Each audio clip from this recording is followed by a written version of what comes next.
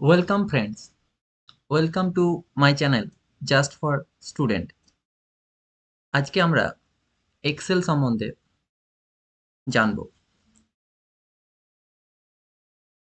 আজকের ভিডিওটি শুধুমাত্র যারা নতুন এক্সেল সম্বন্ধে জানতে চান তাদের জন্য।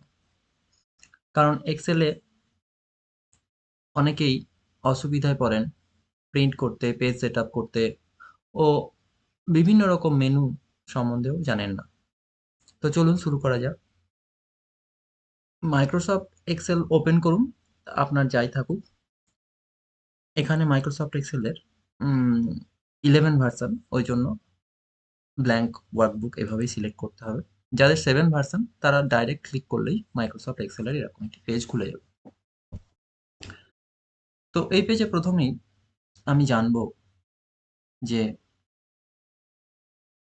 এই যে ফাঁকা ফাঁকা ছোট ছোট ঘর, এইগুলোকে কি বলে, এবং এইগুলোর সঙ্গে দেখুন প্রত্যেকটা ঘরের সঙ্গে বাঁদিকে ওপরে এই জায়গাটা দেখুন যে এখানে ক্লিক করছি চেঞ্জ হয়ে যাচ্ছে। তো এই যে জায়গাটা চেঞ্জ হচ্ছে এটাকে বলা হয় অ্যাড্রেস সেল, আর এইগুলোকে বলা হয় একটা সেল। এই সেল অ্যাড্রেস দেখুন বাঁদিকের 1 2 3 4 ওপরে ABCD, এই নিয়ে টোটাল সেল অ্যাড্রেস তৈরি হয়। যে সেলেই রাখুন, দেখুন আমি এখানে রাখলাম G6, তাহলে এই সেলটার নাম G6। তো এগুলিকে বলা হয় একটি সেল। সেল তৈরি হয় র অ্যান্ড কলাম দুটো নিয়ে, অর্থাৎ র আর কলামের মিলন অ্যাড্রেসটার নামই হচ্ছে সেল অ্যাড্রেস। এবার আমরা আসবো ছোট্ট একটি ধারণায়। এই যে ওপরে file, home, insert, page layout, এই ট্যাবটিকে বলা হয় মেনু বার। এই প্রত্যেকটি বারের প্রত্যেকটি অপশানে ক্লিক করুন আলাদা আলাদা, দেখুন অপশান খুলে যাবে। এইটিকে বলা হয় মেনু বার। আর এই মেনুর আন্ডারে, প্রত্যেকটা মেনুর আন্ডারে দেখুন একটা করে গ্রুপ আছে। যেমন প্রথমে দেখুন হোমে undo group, clipboard group, font group, alignment group, এই প্রত্যেকটির আলাদা আলাদা অপশান আমরা জানবো। একটা ভিডিওর মাধ্যমে সম্ভব নয়, আমরা ধীরে ধীরে জানবো।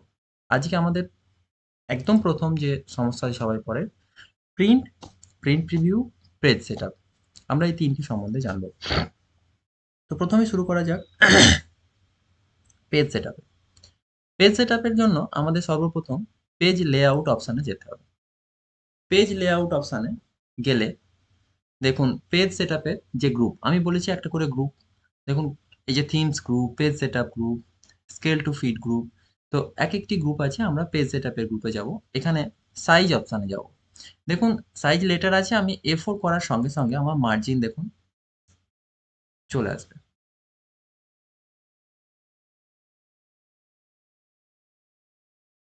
দেখুন যে কলামের পাশে, এই যে কলামের পাশে একটা হালকা দাগ চলে এসেছে, টি কলামের পাশে একটা দাগ চলে এসেছে, অর্থাৎ আমি যখনই পেজ সাইজ A4 করে নিয়েছি, আমার এ থেকে জে অবধি এটি একটি A4 সাইজের পেজের মার্জিন, কে থেকে টি অবধি একটি A4 সাইজের পেজের মার্জিন। এখানে আমার দুটি পেজ একই সঙ্গে দেখাচ্ছে। তো আপনাদের প্রথমে জানতে হবে যে এই যে A4 সাইজের পেজ এখানে এইটা দেখাচ্ছে, সেটা আমরা দেখতে পাবো কোথায় গেলে? ফাইলে যাবেন, প্রিন্টে যাবেন, প্রিন্ট প্রিভিউ অপশন পাবেন। এখানে কোনো প্রিন্ট প্রিভিউ দেখাচ্ছে না, কারণ আমার কোনো মেটেরিয়াল নেই, ওখানে কোনো ডাটা নেই, ব্ল্যাঙ্ক ডাটা। তো আমাকে সর্বপ্রথম কোনো একটা ডাটা ইনপুট করতে হবে।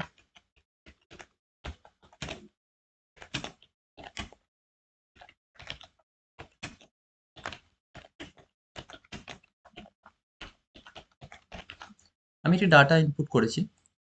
এই ডাটাটিকে আমরা প্রিন্ট প্রিভিউতে গিয়ে দেখলেই দেখতে পাবো যে দেখুন একটি A4 পেজে আমার এই রকম ভাবে প্রিন্টটি আসবে। এখন এক্সেলে তো কেউ নর্মাল প্রিন্ট করে না, জেনারেলি বিভিন্ন ধরনের টেবিল ফরম্যাট ইত্যাদি সহ প্রিন্ট করে। তো আমরা বিস্তারিত জানবো। এখানে আপনারা ওয়ার্ডে যেমন শিখেছেন বিভিন্নভাবে ফন্টকে সিলেক্ট করা। তো আমরা সর্বপ্রথম হোম ট্যাবে গিয়ে এর ফন্টকে একটু বাড়িয়ে নেব। একই সিস্টেম, দেখুন ফন্টকে বাড়িয়ে নেওয়ার সঙ্গে সঙ্গে বড় হয়ে গেছে। তো এখন আমাদের সমস্যা যেটা হয় প্রিন্ট করতে গেলে আহ, এখনো পর্যন্ত যে কলামের ভিতরেই আছে কোনো সমস্যা আমাদের হবে না। সমস্যা আমাদের তখনই হয় যখন ধরুন অনেক বড় ডেটা, আমি ধরুন এটাকে ডবল করে যদি লিখি,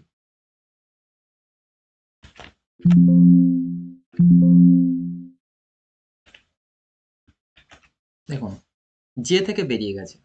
অর্থাৎ আমি যদি এখন প্রিন্ট অপশানে যাই, প্রিভিউ দেখি, দেখুন welcome to my channel just for students, welcome P শুধু দেখা যাচ্ছে। আমরা এটা কিভাবে ঠিক করব, আর এটা কেন হচ্ছে? যখনই বর্ডার, পেজ সেটআপের বর্ডার লাইন ক্রস করে যাবে, তারপর আর প্রিন্ট হবে না। সেই অংশটুকু তারপরে আর প্রিন্ট হবে না। তাহলে আমাদের এই বিষয়গুলো জানতে গেলে সর্বপ্রথম আমাদের পেজ সেটআপের বার বা এরিয়া ধরে, এই যে কলাম পর্যন্ত ধরে আমাদের আগে থেকেই ঠিক করে নিতে হবে কিভাবে আমরা কোন ফরম্যাটে পেজটি করব। তাহলে চলুন শুরু করি। সর্বপ্রথম আমরা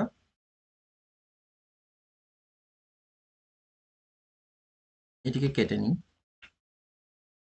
ডিলিট করে দিই। এবার ধরুন আমি একটি চ্যানেলের পেজ বানাবো। তো যথারীতি আমি আবারও ইনপুট করলাম। আমি জাস্ট যে কলাম অবধি নেবো। এই যে যে কলাম পর্যন্ত আমি যদি একে একেবারে নিতে চাই, আমাকে এটিকে মার্জ অ্যান্ড সেন্টার করতে হবে। মার্জ অ্যান্ড সেন্টার করলাম, বাড়িয়ে নিলাম, বোল্ড করে দিলাম। এবার এই ওয়েলকাম টু মাই চ্যানেল ওটা হেডিং এ থাকবে, ওর আন্ডারে আমার সিরিয়াল নাম্বার হবে। আর আরেকটি কলাম হবে যেটাতে নেম থাকবে, আরেকটি কলাম হবে যেটিতে অ্যাড্রেস থাকবে,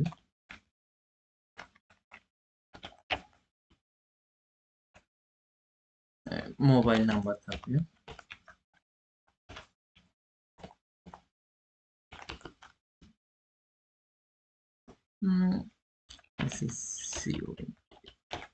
সেকেন্ডারি মোবাইল থাকবে।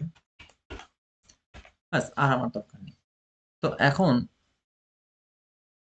দেখুন এই সিরিয়াল নাম্বারের ঘরটি কেন বড় আছে। আগের বার আমি এটিকে বোল্ড করে বাড়িয়ে নিয়েছিলাম, সেই জন্য এটি আছে। আমাকে এখানে একটা ছোট্ট জিনিস জেনে নিন, এই যে নেমের মতন আমি সিরিয়াল নাম্বারকে করতে গেলে আবার আমাকে সিরিয়াল নাম্বারকে সিলেক্ট করে ধীরে ধীরে ছোট করতে হবে। এত কিছু না করে আমি নেমের মতন করতে চাইছি, নেমকে ক্লিক করব, এই ফরম্যাট পেন্টারে যাব, সিরিয়াল নাম্বারের উপর ক্লিক করে দেবো। দেখুন সমস্ত রকম সমস্ত ঘরগুলি একই রকম হয়ে গেছে।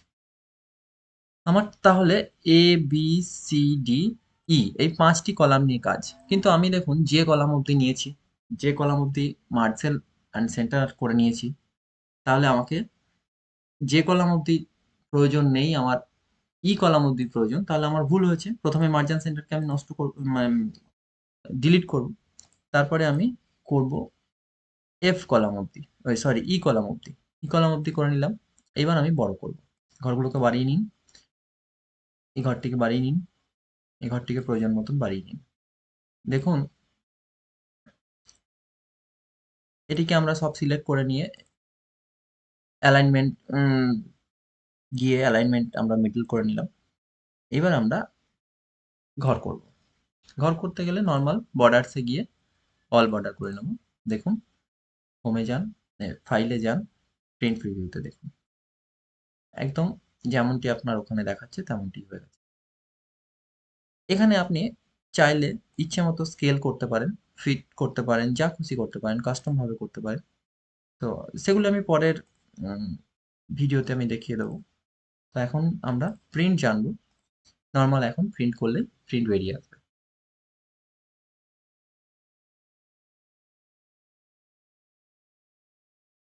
নতুনদের আরেকটি সমস্যা হয়, যারা প্রিন্ট করতে যান, কিছু একটা লিখেছেন, তারপরে প্রিন্ট অপশানে গিয়ে প্রিন্ট করতে যান, কিন্তু সেখানে প্রিন্ট হয় না, কারণ প্রিন্টারই খুঁজে পান না। এটা বিশেষ করে 7 এর ক্ষেত্রে হয় মাইক্রোসফট। মনে রাখবেন প্রিন্ট করার আগে অবশ্যই ঘর সিলেক্ট যেন, ঘরে যেন কার্সার না থাকে। ওকে, আজকে তাহলে এই পর্যন্তই। পরের ভিডিওতে এক্সেল সম্বন্ধে আরো অনেক টিপস নিয়ে উপস্থিত হব। ধন্যবাদ।